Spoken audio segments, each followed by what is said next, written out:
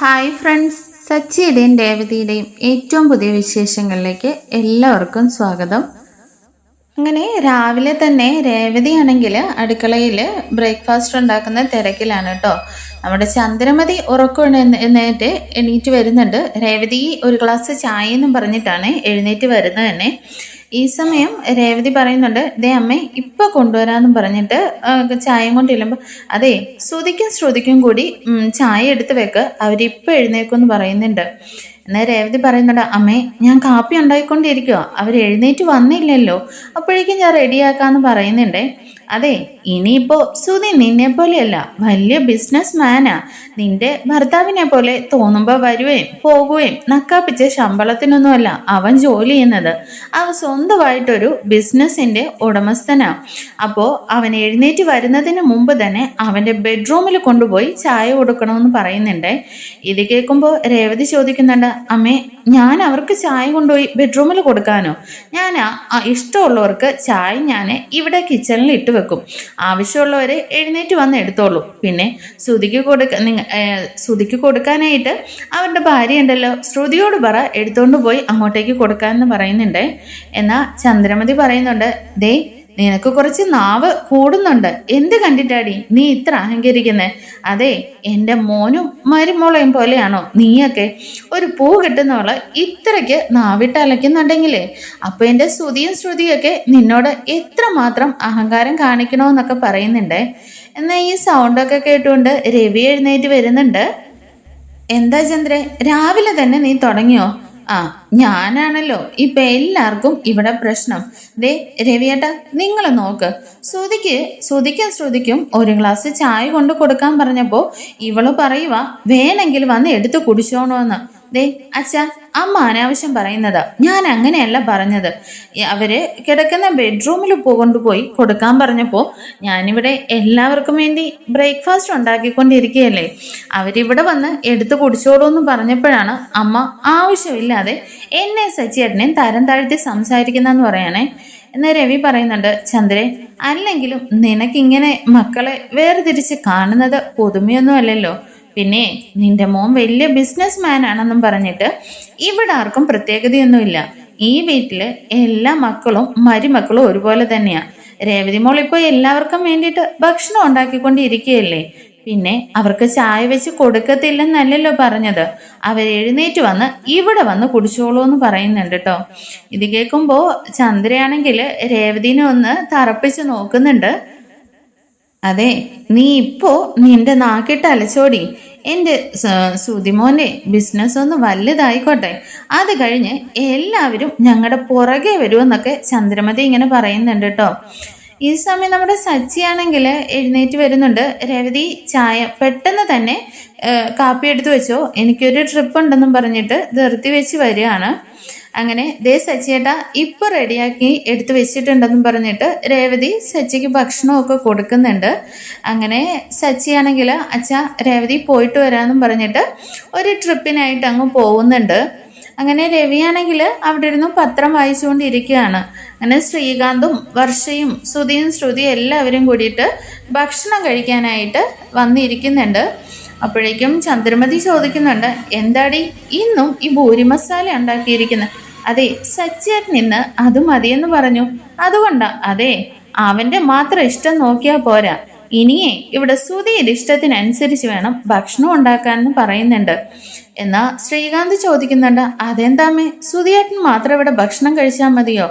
അപ്പോ വർഷ പറയുന്നുണ്ട്, അതെ ശ്രീകാന്തിന് ഇതുവരെ നിങ്ങളുടെ അമ്മയെ മനസ്സിലായില്ലേ? സുധിയേട്ടന് ഇപ്പൊ വലിയ ബിസിനസിന്റെ ഓർഡറൊക്കെ കിട്ടിയിട്ടുണ്ടല്ലോ, അത് കണ്ടിട്ടാണ് ആന്റി ഇങ്ങനെ കിടന്ന് തുള്ളുന്നത്. ദേ രേവതി ചേച്ചി, ഞങ്ങൾക്ക് പൂരി മസാലയൊക്കെ ഭയങ്കര ഇഷ്ടമാണ്. രേവതി ചേച്ചി ഉണ്ടാക്കുന്നതിന് നല്ല ടേസ്റ്റും ഉണ്ട്, വേണ്ടവർ കഴിക്കട്ടെ, ഇങ്ങോട്ട് വിളമ്പെന്നും പറഞ്ഞിട്ട് വർഷ അവിടെ ഇരിക്കുകയാണ് കേട്ടോ. അപ്പോഴേക്കും ശ്രുതിക്കാണെങ്കിൽ മണം കേട്ടിട്ട് സഹിക്കാൻ വയ്യ. ശ്രുതി പറയുന്നുണ്ട്, ബാ ശ്രുതി നമുക്ക് പുറത്ത് നിന്ന് പോയി ഭക്ഷണം കഴിക്കാന്നേ. എന്നാൽ ശ്രുതി, അയ്യോ നല്ല പൂരി മസാലയുടെ മണം വരുന്നു, ഞാൻ ഒരെണ്ണം കഴിച്ചിട്ട് വരാമെന്ന് പറഞ്ഞിട്ട് ശ്രുതി ഓടിപ്പോയി അവിടെ ഇരിക്കുകയാണേ. അപ്പോഴേക്ക് ചന്ദ്രമതിയും ശ്രുതിയും ശ്രുതിയും കൂടി ഇങ്ങനെ ശ്രുതിയെ ദേഷ്യപ്പെട്ട് നോക്കുന്നുണ്ടെങ്കിലും അമ്മ ഇന്നിങ്ങനെ കാണിച്ചിട്ട് ശ്രുതി അവിടെ ഇരുന്നങ്ങ് ഭക്ഷണം കഴിക്കുക കേട്ടോ. അപ്പോഴേക്കും ശ്രുതിയും വന്നിട്ട് ഭക്ഷണം ഇരുന്ന് കഴിക്കുന്നുണ്ടല്ലോ. അപ്പൊ രവി ചോദിക്കുന്നുണ്ട്, എന്താ ചന്ദ്രേ നിനക്ക് വേണ്ടേ? ആ ഇനിയിപ്പോ എന്ത് ചെയ്യാനാ, ഈ പൂ കെട്ടുന്നവളൊക്കെ എന്ത് പറഞ്ഞാലും ഇവിടെ ആടാനായിട്ട് കുറെ ആൾക്കാരുണ്ടല്ലോ. പിന്നെ നമ്മുടെ ഇഷ്ടത്തിനൊക്കെ ഭക്ഷണം കഴിച്ചാലെന്താ ഇല്ലേലെന്താന്ന് പറയുന്നുണ്ടേ. അങ്ങനെ രവി ചോദിക്കുന്നുണ്ട്, അല്ല ശ്രുതിക്ക് ഇഷ്ടമാകില്ലെന്നാണല്ലോ നിന്റെ പരാതി. ദേ അവൻ ദേണ്ടേ കണ്ണുപോലും തുറക്കാതെ വെട്ടി വിഴുങ്ങുന്നു. പിന്നെ നിന്റെ പ്രശ്നം എന്താണെന്ന് ചോദിക്കുന്നുണ്ടേ. അപ്പോഴേക്ക് ചന്ദ്രമതി വല്ലാണ്ടങ്ങ് പരുങ്ങുന്നുണ്ട്. അങ്ങനെ ചന്ദ്രമതിയും വന്നിരുന്നിട്ട് ഭക്ഷണം കഴിക്കുകയാണ്. ഭക്ഷണമൊക്കെ കഴിച്ചിട്ട് ശ്രുതിയും ഷോപ്പിലേക്കും പോകുന്നുണ്ട്. വർഷയും ശ്രീകാന്തും കൂടി പോകുന്നുണ്ട്. അങ്ങനെ രവിയാണെങ്കിൽ ഒന്ന് പുറത്ത് പോയിട്ട് വരാമെന്നും പറഞ്ഞിട്ട് പോവാണ് കേട്ടോ. അങ്ങനെ രേവതി ബാക്കി അടുക്കളയിലെ ക്ലീനിങ് ഒക്കെ കഴിഞ്ഞിട്ട് പൂ കെട്ടാനുള്ള തിരക്കിലേക്കൊക്കെ പോകുന്നുണ്ട്. ഈ സമയം പുറത്തൊരു ആള് വന്ന് നിന്നിട്ട് വിളിക്കുന്നുണ്ട് കേട്ടോ. രേവതി പോയി നോക്കുമ്പോൾ ഒരു കൊറിയർ ഓഫീസിൽ നിന്നാണെന്ന് പറഞ്ഞിട്ടാണ് വന്നിരിക്കുന്നത്. അങ്ങനെ ചോദിക്കുന്നുണ്ട്, ഈ വർഷ എന്നു പേരുള്ള ആരാണെന്ന്. അത് എൻ്റെ അനിയത്തിയാണ്, എന്താന്ന് ചോദിക്കുന്നുണ്ട്. അവർക്ക് ഒരു കൊറിയർ വന്നിട്ടുണ്ടെന്ന് പറയുകയാണേ. ആ അതിങ്ങനെ തന്നേക്കെന്ന് പറയുമ്പോൾ, അങ്ങനെയൊന്നും തരാൻ പാടില്ല മാഡം, ഒപ്പിടണം, എന്തായാലും അവർ തന്നെ സൈൻ ചെയ്താലേ തരാൻ പറ്റുള്ളൂ എന്ന് പറയുന്നുണ്ട്. അതെ അതെൻ്റെ അനിയത്തിയാണ്, ഞാൻ സൈൻ ചെയ്ത് തന്നാൽ മതിയോണെന്ന് രേവതി ചോദിക്കുന്നുണ്ട്. ആ എന്നാൽ കുഴപ്പമില്ല മാഡം എന്നും പറഞ്ഞിട്ട് സൈൻ ചെയ്യാനുള്ള ആ പേപ്പർ രേവതിയുടെ കയ്യിലേക്ക് കൊടുക്കുന്നുണ്ട്. ഈ സമയം ചന്ദ്രമതി പുറത്തേക്ക് വന്നിട്ട് ചോദിക്കുന്നുണ്ട്, എന്താടി അതെന്നേ? അമ്മേ വർഷയ്ക്കൊരു പാഴ്സൽ വന്നിട്ടുണ്ട്, അത് ഞാൻ ഒപ്പിട്ട് വാങ്ങിക്കാൻ തുടങ്ങുവാണ്. അതെ വർഷയ്ക്ക് വന്നത് നീ എന്തിനാ ഒപ്പിട്ട് വാങ്ങിക്കുന്നതെന്ന് പറഞ്ഞിട്ട് ചന്ദ്രമതി ദേഷ്യപ്പെട്ടുകൊണ്ടാണ് വരുന്നത്. അമ്മേ വർഷ ഇപ്പൊ ഇവിടെ ഇല്ലല്ലോ, അപ്പോ ആരെങ്കിലും മേടിച്ചാൽ മതിയല്ലോ എന്ന് കരുതിയാ ഞാൻ മേടിക്കുന്നതെന്ന് പറയുന്നുണ്ട് കേട്ടോ. അപ്പോഴേക്കും അതെ നീ എന്താ വിചാരിച്ചിരിക്കുന്നത്, എല്ലാവരും കൂടി എടുത്ത് തലയിൽ വെച്ചിരിക്കുവാന്നും പറഞ്ഞ് ഈ വീട്ടിലെ ഫുൾ അധികാരവും നിന്റെ കയ്യിലാണെന്നോ? അതെ വർഷയ്ക്ക് വന്ന ഇത് കൊറിയർ അല്ലേ, അത് ഞാൻ വാങ്ങിച്ചോളാന്നും പറഞ്ഞിട്ട് ചന്ദ്രമതി അയാളുടെ കയ്യിൽ നിന്ന് അങ്ങ് വാങ്ങിക്കുന്നുണ്ട് കേട്ടോ. അതെ വർഷ എൻ്റെ മരുമകളാണ്, എൻ്റെ കയ്യിൽ തന്നേക്കെന്നും പറഞ്ഞിട്ട് അതും വാങ്ങിക്കൊണ്ട് ഉള്ളിലേക്ക് അങ്ങ് പോകുന്നുണ്ട്. അപ്പോഴേക്കും അയാൾ പറയുന്നുണ്ട്, അത് മാഡം ഇതിനകത്ത് ഒപ്പിടണമെന്ന് പറയുന്നുണ്ട്. അപ്പോഴേക്ക് രേവതിനെ ഇങ്ങനെ നോക്കുമ്പോഴേക്കും രേവതി പറയുന്നുണ്ട്, അമ്മ തന്നെയല്ലേ അത് മേടിച്ചത്, അമ്മ തന്നെ ഒപ്പിട്ട് കൊടുക്കുന്നു പറയുന്നുണ്ട്. കാരണം നമ്മുടെ ചന്ദ്രമതിക്ക് ഒപ്പിടാൻ അറിയില്ല, വിരൽ വെച്ചിട്ടാണ് കേട്ടോ ചെയ്യുന്നത്. എന്ന് ചന്ദ്രമതി പറയുന്നുണ്ട്, അതെ ഞാൻ പറയുന്നത് നീ അങ്ങ് അനുസരിച്ചേച്ചാൽ മതി, മര്യാദയ്ക്ക് ഒപ്പിട്ട് കൊടുക്കെന്നും പറഞ്ഞിട്ട് ചന്ദ്രമതി അതും മേടിച്ചുകൊണ്ട് ഉള്ളിലേക്ക് അങ്ങ് പോവാണ് കേട്ടോ. അങ്ങനെ പോയിരുന്നിട്ട് അത് തിരിച്ചു മറിച്ചും എല്ലാം നോക്കുന്നുണ്ട് എന്താണ് കൊറിയർ വന്നേക്കുന്നതെന്നുള്ളത്. ഈ സമയം സൈൻ ചെയ്ത് കഴിഞ്ഞിട്ട് രേവതി ഉള്ളിലേക്ക് കയറി വരുന്നുണ്ട്. അപ്പോൾ ചന്ദ്രമതി ചോദിക്കുന്നുണ്ട്, നീ എന്താടി മറ്റുള്ളവരുടെ മുമ്പിൽ വെച്ച് എന്നെ നാണം കെടുത്താൻ വേണ്ടിയിട്ടാണോ എന്ന് രേവതി പറയുന്നുണ്ട്. അതെ അമ്മയും പുറത്തുള്ളവരുടെ ആളുകളുടെ മുമ്പിൽ വെച്ച് എന്നോടും അങ്ങനെ തന്നെയല്ലേ സംസാരിച്ചെന്നേ. ഇത് കേൾക്കുമ്പോൾ ചന്ദ്രമതി പറയുന്നുണ്ട്, ആ വന്ന് നിനക്ക് ഇച്ചിരി അഹങ്കാരം കൂടുന്നുണ്ട്, പോയി നിന്റെ പണി നോക്കടി എന്നും പറഞ്ഞിട്ട് രേവതിനെ അങ്ങ് പറഞ്ഞു വിടുന്നുണ്ട് കേട്ടോ. അങ്ങനെ നമ്മുടെ ചന്ദ്രമതിക്ക് ആ പാഴ്സലിനകത്ത് എന്താണെന്നറിയാതെ ഇങ്ങനെ ഇരിക്കപ്പുറതി വരുന്നില്ല. അങ്ങനെ ചന്ദ്രമതി ആണെങ്കിൽ ആ പൊതി ഇങ്ങനെ അഴിക്കാൻ തുടങ്ങുമ്പോഴേക്കും വന്നിട്ട് രേവതി ചോദിക്കുന്നുണ്ട്, അമ്മ എന്തായി കാണിക്കുന്നത്, അതെന്തിനാ അഴിക്കുന്നതെന്ന് ചോദിക്കാനേ. അതെ അഴിക്കാതെ ഇതിനകത്ത് എന്താണെന്ന് അറിയാൻ പറ്റില്ലല്ലോ അമ്മ, അത് വർഷയ്ക്ക് വന്ന പാഴ്സലല്ലേ. അതെ ഇതെന്റെ മരുമകൾക്ക് വന്ന പാഴ്സലാണ്, എല്ലാ കാര്യത്തിനും നീ തലയിടാൻ വരണ്ട, നീ നിന്റെ പണി നോക്കി പോന്നും പറഞ്ഞിട്ട് രേവതിയുടെ വായടപ്പിക്കുകയാണ് കേട്ടോ. അങ്ങനെ ചന്ദ്രമതി അവിടെ ഇരുന്നിട്ട് ആ പൊതി പതുക്കെ അഴിക്കുന്നുണ്ട്. ഇനി എന്തെങ്കിലും കാണിക്കട്ടെ എന്നും പറഞ്ഞിട്ട് രേവതിയും മിണ്ടുന്നില്ല. അങ്ങനെ ചന്ദ്രമതി ആണെങ്കിൽ ആ പാഴ്സൽ തുറക്കുമ്പോൾ ഒരു ഹെഡ്സെറ്റ് ആണ് കേട്ടോ അതിനുള്ളിലുള്ളത്. അപ്പോൾ ചന്ദ്രമതിക്ക് ഇത് കണ്ടിട്ട് ഇതെന്താ ഇങ്ങനെ വലിയൊരു സാധനം എന്നും പറഞ്ഞിട്ട് ഇങ്ങനെ തിരിച്ചും മറിച്ചും നോക്കുകയാണേ. അപ്പോൾ രേവതി പറയുന്നുണ്ട്, അമ്മേ അത് ഹെഡ്സെറ്റ് ആണ്, ചെവിയിൽ വെച്ചിട്ട് പാട്ടൊക്കെ കേൾക്കുന്നതെന്ന് പറയുന്നുണ്ട്. അതെ നീ എന്താ വിചാരിച്ചിരിക്കുന്നത്, ഇത് നീ എന്നെ കളിയാക്കുവാണോ, എനിക്കതെല്ലാം അറിയാം, നീ എന്ന് മിണ്ടാതിരിക്കെന്നും പറഞ്ഞിട്ട് ചന്ദ്രമതി അതെടുത്ത് ചെവിയിൽ വെക്കുന്നുണ്ട്. ചെവിയിൽ വെച്ചിട്ട് ചന്ദ്രമതി ഇങ്ങനെ പറയുന്നുണ്ട്, ഓ ഇതിനകത്തുനിന്ന് പാട്ടൊന്നും കേൾക്കുന്നില്ലല്ലോ, ഇനി ഇത് കേടോ മറ്റോ ആണോ എന്ന് പറയുന്നുണ്ട്. അപ്പോൾ രേവതി പറയുന്നുണ്ട്, അമ്മേ അത് ചുമ്മാ ചെവി വെച്ചാൽ പാട്ട് കേൾക്കില്ല, അത് ഫോണുമായിട്ട് കണക്ട് ചെയ്താലേ പാട്ട് കേൾക്കുള്ളൂ എന്ന് പറയാണേ. അപ്പോൾ രേവതി തന്നെ പഠിപ്പിക്കുകയാണല്ലോ എന്ന് കരുതിയിട്ട് ചന്ദ്രമതി പറയുന്നുണ്ട്, അതെ നീ എല്ലാ കാര്യത്തിനും എന്നെ പഠിപ്പിക്കാൻ നിൽക്കണ്ട, നിന്റെ സംസാരം കേട്ടാ എനിക്കൊന്നും അറിയില്ലെന്ന് തോന്നുമല്ലോ, നീ നിന്റെ പണി നോക്കി പോന്നും പറഞ്ഞിട്ട് ചന്ദ്രമതി അതെടുത്ത് ചെവിയിൽ വെച്ചുകൊണ്ടിരിക്കുകയാണ് കേട്ടോ. എന്നാൽ രേവതിയാണെങ്കിൽ അവിടുന്ന് മാറിപ്പോയിരുന്ന് പൂ കെട്ടിക്കൊണ്ടങ്ങി ഇരിക്കുന്നുണ്ട്. ചന്ദ്രമതി ആണെങ്കിൽ ആ ഹെഡ്സെറ്റ് എടുത്ത് ചെവിയിൽ വെച്ചിട്ട് ഇങ്ങനെ കണ്ണാടിയിലൊക്കെ പോയി നോക്കി ഇങ്ങനെ സ്റ്റൈലൊക്കെ നോക്കിക്കൊണ്ടിരിക്കുകയാണ് കേട്ടോ. ഈ സമയം ഭക്ഷണം കഴിക്കാനായിട്ട് ശ്രീകാന്തും വർഷയും കൂടി കയറി വരുന്നുണ്ട്. കയറി വരുമ്പോഴേ വർഷ പറയുന്നുണ്ട്, ശ്രീകാന്തെ പെട്ടെന്ന് തന്നെ ഫുഡ് കഴിച്ചിട്ട് ഇറങ്ങിക്കോണമെന്നേ. ശ്രീകാന്ത് പറയുന്നുണ്ട്, ഇതല്ലേ വർഷ നിന്നോട് പറഞ്ഞത്, റെസ്റ്റോറൻറ്റിലേക്ക് വന്ന അവിടെ നിന്ന് ഫുഡ് കഴിക്കാന്ന്. എത്രയെന്നും പറഞ്ഞ ശ്രീകാന്ത് റെസ്റ്റോറൻറ്റിൽ ഫുഡ് കഴിക്കുന്നത്, അതൊന്നും വയറിനത്ര നല്ലതല്ലല്ലോ. ഇവിടെയാവുമ്പോൾ രേവതി ചേച്ചി ഉണ്ടാക്കിയ നല്ല സ്വാദുള്ള ഫുഡും കഴിക്കാന്നും പറഞ്ഞിട്ട് വർഷ ഇങ്ങനെ ശ്രീകാന്തിനോട് പറയുന്നുണ്ട്. അപ്പൊ ശ്രീകാന്ത് ചോദിക്കുന്നുണ്ട്, വർഷേ നീ അപ്പൊ പറഞ്ഞത് എന്താ, ഞാൻ ഉണ്ടാക്കി തരുന്ന റെസ്റ്റോറൻറ്റിലെ ഭക്ഷണം കൊള്ളില്ലെന്നല്ലേ? ആ കൊള്ളാം, എനിക്കെല്ലാം മനസ്സിലായി എന്നും പറഞ്ഞിട്ട് തലയൊക്കെ ആട്ടിയിട്ടാണ് ശ്രീകാന്ത് ഉള്ളിലേക്ക് കയറി വരുന്നത്. അങ്ങനെ അവർ രണ്ടുപേരും കൂടി കയറി വരുന്ന സമയത്ത് ചന്ദ്രമതി ഹെഡ്സെറ്റ് ഒക്കെ തലയിൽ ഇങ്ങനെ വെച്ചിട്ട് അവിടെ നിൽക്കുകയാണല്ലോ. അപ്പോഴേക്കും ശ്രീകാന്ത് ചോദിക്കുന്നുണ്ട്, അമ്മ എന്താ പാട്ട് കേൾക്കുവാണോ? അപ്പോൾ വർഷയും ചോദിക്കുന്നുണ്ട്, ആഹാ കൊള്ളാമല്ലോ ആൻറ്റി ഇത് എപ്പം മേടിച്ചു എന്ന് ചോദിക്കുന്നുണ്ട് കേട്ടോ. ഞാൻ എന്തിനാ വർഷേ ഇതൊക്കെ മേടിക്കുന്നത്, ഇത് നിനക്ക് വന്ന പാഴ്സലാന്ന് പറയുന്നുണ്ട്. എന്താ ആൻറ്റി ഇത് പായ്ക്ക് ചെയ്യാതെ ഇങ്ങനെയാണോ വന്നേന്ന് വർഷ ചോദിക്കുന്നുണ്ട്. എന്നാൽ ചന്ദ്രമതി പറയുന്നുണ്ട്, അല്ല വർഷേ ഇത് കണ്ടില്ലേ, 1-2 കവറിനകത്താക്കി ഒരു ഇൻസുലേഷൻ ടൈപ്പൊക്കെ ഒട്ടിച്ച് ഭയങ്കരമായിട്ട് പാക്ക് ചെയ്താണ് വന്നത്, അത് ഞാനാണ് തുറന്നതെന്ന് പറയാണേ. ഇത് കേൾക്കുമ്പോൾ വർഷയ്ക്കങ്ങ് ദേഷ്യ ഇളകാണ് കേട്ടോ. എന്നിട്ട് വർഷ ചോദിക്കുന്നുണ്ട്, അല്ല ആൻറ്റി നിങ്ങൾ എന്ത് പരിപാടിയാ ഈ കാണിച്ചത്, ഞാൻ ഓർഡർ ചെയ്ത് എനിക്ക് വന്ന പാഴ്സല് പൊട്ടിക്കാനായിട്ട് നിങ്ങളോട് ആരാ പറഞ്ഞെന്ന് ചോദിക്കുന്നുണ്ട്. അങ്ങനെ നമ്മുടെ ചന്ദ്രമതി അങ്ങ് നിന്നെടുത്ത് നിന്ന് ഉരുകി പോകുന്ന അവസ്ഥയാണ് കേട്ടോ. കാരണം രേവതിയുടെയും കൂടെ കേക്കെയാണല്ലോ ഇങ്ങനെ പറയുന്നത്. അങ്ങനെ ചന്ദ്രമതി ശ്രീകാന്തിന്റെ മുഖത്തേക്ക് നോക്കുന്നുണ്ടെങ്കിലും ശ്രീകാന്തിന് അവിടെ വർഷയുടെ അടുത്ത് പറഞ്ഞു നിൽക്കാനായിട്ട് പറ്റില്ലല്ലോ, കാരണം വർഷയുടെ ഭാഗത്ത് ന്യായം ഉണ്ടല്ലോ. അങ്ങനെ ശ്രീകാന്ത് തലകുനിച്ച് ഇങ്ങനെ നിൽക്കുകയാണ്. അപ്പൊ ചന്ദ്രമതി പറയുന്നുണ്ട്, പക്ഷേ ഇത് നമ്മുടെ വീട്ടിലേക്ക് വന്ന പാഴ്സലല്ലേ? അതെ ആൻറ്റി നമ്മുടെ വീട്ടിലേക്ക് വന്ന പാഴ്സല് ശരിയാണ്, അത് ഒപ്പിട്ട് വാങ്ങിച്ചു വെക്കുന്നിടം വരെയുള്ള കാര്യം ഓക്കെയാണ്. ഇത് എൻ്റെ പെർമിഷൻ ഇല്ലാതെ ഇത് ഓപ്പൺ ചെയ്യാൻ ആൻറ്റിയോട് ആരാ പറഞ്ഞെന്ന് ചോദിക്കുന്നുണ്ട്. അങ്ങനെ ചന്ദ്രമതിയാണെങ്കിൽ വീണ്ടും ഇങ്ങനെ ശ്രീകാന്തിനെ നോക്കുന്ന കാണുമ്പോൾ തന്നെ ശ്രീകാന്ത് പറയുന്നുണ്ട്, വർഷേ അത് വിട്ടേര്, അമ്മ ചിലപ്പോൾ എന്താണെന്നുള്ള അറിയാനുള്ള എക്സൈറ്റ്മെന്റിൽ പൊട്ടിച്ചതായിരിക്കും എന്ന് പറയുന്നുണ്ട് കേട്ടോ. എന്നാൽ വർഷ നല്ല കലിപ്പിലാണ്. വർഷ പറയുന്നുണ്ട്, ശ്രീകാന്തെ നീ എന്താണ് ഇങ്ങനെ പറയുന്നത്, അതെ മറ്റുള്ളവരുടെ എക്സൈറ്റ്മെന്റ് ഒക്കെ ശരിയാണ് എന്നും പറഞ്ഞ് മറ്റുള്ളവരുടെ പേഴ്സണൽ തിങ്സ് ഒക്കെ ഇങ്ങനെ ഓപ്പൺ ചെയ്ത് നോക്കുന്നത് അതത്ര നല്ല സ്വഭാവമാണോ എന്ന് ചോദിക്കുന്നുണ്ട്. ചന്ദ്രമതി അപ്പോൾ പറയുന്നുണ്ട്, പക്ഷേ നീ ഇത്ര ദേഷ്യപ്പെടാനും മാത്രം എന്താ ഇവിടെ ഉള്ളത്, നീ എൻ്റെ മരുമകളല്ലേ, അപ്പോൾ നിനക്ക് വന്ന ഒരു പാഴ്സല് ഞാൻ പൊട്ടിച്ചു നോക്കിയെന്നും പറഞ്ഞിട്ട് എന്താണെന്ന് പറയുന്നുണ്ട്. എന്നാൽ വർഷ പറയുന്നുണ്ട്, അത് ആൻറ്റി ഞാനൊരു കാര്യം പറഞ്ഞേക്കാം, എൻ്റെ പേഴ്സണൽ കാര്യങ്ങളിൽ ആരും ഇടപെടുന്നതും എനിക്കിഷ്ടമല്ല, എനിക്ക് വരുന്ന ഇതുപോലെയുള്ള പാഴ്സലുകൾ ആരും ഓപ്പൺ ആക്കി നോക്കുന്നതും എനിക്കിഷ്ടമല്ല.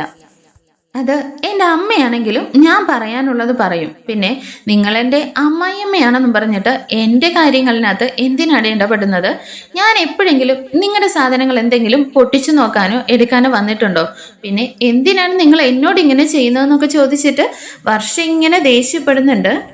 ഈ സമയം രേവതിയുടെ മുഖത്തൊരു ചിരിയൊക്കെ വരുന്നുണ്ട് കേട്ടോ. എന്തിനാ ആവശ്യമില്ലാത്ത പണി ചെയ്തേന്നുള്ള മട്ടിൽ.